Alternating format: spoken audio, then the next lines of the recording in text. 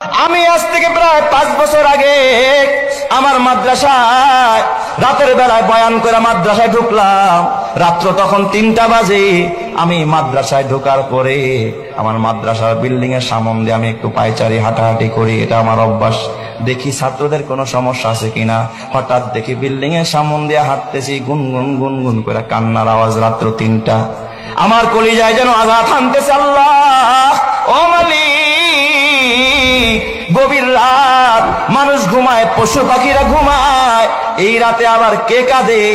হাঁটতে হাঁটতে যখন মসজিদের দিকে আগাইলাম, দেখি মসজিদের কেসি গেট দিয়া সামনে থেকে কান্নার আওয়াজ আসতেছে। বারান্দায় গিয়া মোবাইলের আলো জ্বালাইয়া যখন আলো মারলাম, তাকায়া দেখি মসজিদের ভিতরে আমার মাদ্রাসার 2টা এতিম বাচ্চা, ওরা বিনয়া বিনয়া মোনাজাত দিয়া কাঁদতেছে।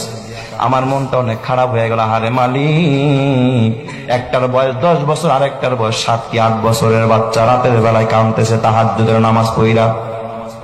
মনে চাইলো ভিতরে ঢুকে একটু আদর করি, কিন্তু চিন্তা করলাম হায় হায়, আমি ঢুকলে ওরা আর কাঁদবে না, আমলটা নষ্ট হয়ে যাবে।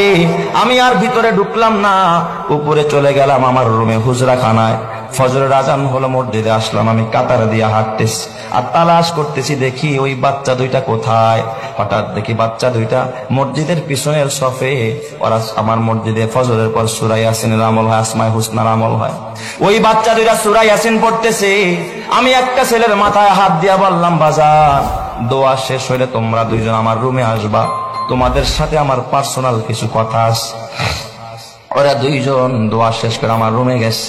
আমি কাছে বসাইতে চাইলাম খাটের ভিতর, আমার সাথে বসলো না। ছাত্ররা ওস্তাদের খাটে বসে না, আমার পায়ের সামনে বসেছে। বড় ছেলেটা বয়স 10 বছর হবে, ছোটটার বয়স 7 কি 8 বছর। জিজ্ঞাসা করলাম মাথায় হাত দিয়া, বাজান, রাতের বেলায় তোমাদের 2জনকে কাঁদতে দেখছি, কারণটা কি খুলে বলো। বড় ছেলেটা জিজ্ঞাসা করার সঙ্গে সঙ্গে তাকায় দেখি হাউমাউ করে কাঁদতেছে, গাল বায়া বায়া পানির ফোঁটা পড়তেছে। আমার ডাক দিয়া কয়, হুজুর, আপনি কি চিনেন না? আমরা 2জন আপন ভাই, এটা আমার ছোট ভাই। আমার বাবা আজকে দুনিয়াতে বাইচা নাই। হুজুর, আমরা 2জন এতিম। আমার মা, আমার ছোট্ট একটা বোন আছে, এই বোনটাকে নিয়ে একটা বস্তিতে ভাড়া থাকে। হুজুর, মানুষের বাড়িতে বুয়ার কাজ করে, এটা দিয়ে আমাদের সংসার চালায় আর আমাদের পড়াশোনা হয়। হুজুর শোনেন, আমার ভাইটার চিকুনগুনিয়া জ্বর। আজ থেকে 4-5 বছর আগে সর্বত্র চিকুনগুনিয়ার ছড়াছড়ি। হুজুর, আমার ভাইটা বোর্ডিং এর খাবার, এত নরমাল খাবার আমার ভাইটা কোনোদিন 1 লোকমা, কোনোদিন আধা লোকমা, কোনোদিন একটু ডাইলের পানি চুমুক দিয়া খায়। জ্বরের মানুষ 7 বছরের বাচ্চারে মা বাবারা নুডলস রান্না করে খাওয়ায়, হরলিক্স খাওয়ায়, গরম পানিতে গোসল করায়, মা নিজে খাওয়ায়া দেয়। ওই বাচ্চা মা বাবা সারা বাচ্চা। ও হুজুর, গতকালকের ঘটনা, আমার ভাইটা 1 লোকমা খানা খায় না। বিকেল বেলা দেখে আমার ভাইটা হেলে দুলে পড়ে যায়। আমার ডাক দিয়া কয়, ভাইয়া, একটা রুটি কিনে দাও, দেখি পানি দিয়া ভিজায় খাইতে পারি কিনা, বন্ডডির 4 দোকানে বেশ। ওই ছেলেটা ডাক দিয়া বলে, উস্তাদ, কসম আল্লাহ, আমার কাছে একটা রুটি কেনার মতো পয়সা নাই। ওরে আমি একটা রুটিও কিনে দিতে পারি নাই। বললাম, ভাই রে, আসরের পর ঐচ্ছিক ছুটি থাকে, ওই সময় আমি বাসায় যাব, আম্মুর কাছ থেকে টাকাই না, তোরে রুটি কিনে দিব। আমি আসরের নামাজ পড়া দৌড়াদৌড়ি কইরা বাসায় গেলাম। ওই বস্তির ভিতরে যায় দেখি আমার মা ঘরে পড়া, আমার ছোট্ট বোনটা মায়ের পাশে কাঁদতেছে।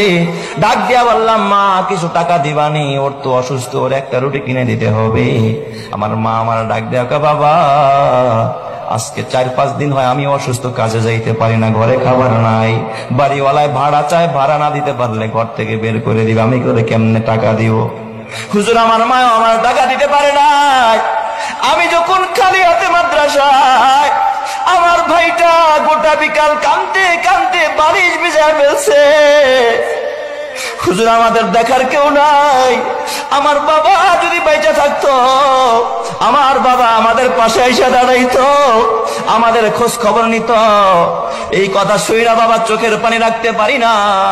আমার বাজান পকেটের মধ্যে অনেকগুলো টাকা ছিল, প্রায় 25,000 টাকার মতো। মাহফিল করে আসছি রাতের বেলায়, বের করে দিলাম, নে বাবা, যা লাগে তুই সব নিয়ে যা। ওরা 2টা ভাই আমার পার মধ্যে জড়ায়, হুজুর, টাকা লাগবে না, দোয়া করেন। আমি জোর করে 3,000 টাকা বের করে বললাম, 2,000 তোরা 2 ভাই নিবি, আর 1,000 টাকা তোর মাকে দিবি। ও আমার বাবা, তাইলে এরা কত অসহায়, এরা আল্লাহর কাছে কান্দে, কয় হুজুর রাতের বেলায় আমার সব ছাত্র ভাইরা ঘুমায়, আমার তো আর ঘুম হয় না। ছোট ভাইটারে বললাম, ভাই রে আমাদের দেখার কেউ নাই, যিনি এতিম বানাইছে তার কাছে যাই, চলো মসজিদে গিয়া বলি। তাই আল্লাহর কাছে একটু কান্দা কান্দা বললাম, ও আমার বাজার, ওদের প্রতি খেয়াল রাখ। আল্লাহর নবী কয়, আনা ওয়া কাফিলুল ইয়াতিমি কাহাতাইনি ফিল জান্নাহ।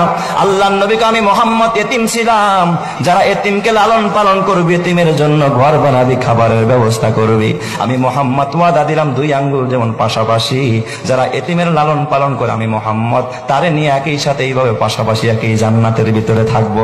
সুবহানাল্লাহ। আল্লাহর নবী কয়, আনা ওয়া কাফিলুল ইয়াতিমি কাহাতাইনি ফিল জান্নাহ। ও আমার বাজার, ও অত্র এলাকার ও ধনী মানুষেরা, ও ভাড়াটিয়া ভাইয়েরা, ও ব্যবসায়ীরা, তোমার হাতে পায়ে ধরা বলি, যে সন্তানের জন্য এত স্বপ্ন, হতে পারে সন্তানের কারণে তোমাকে জাহান্নামে জ্বলতে হইতে পারে।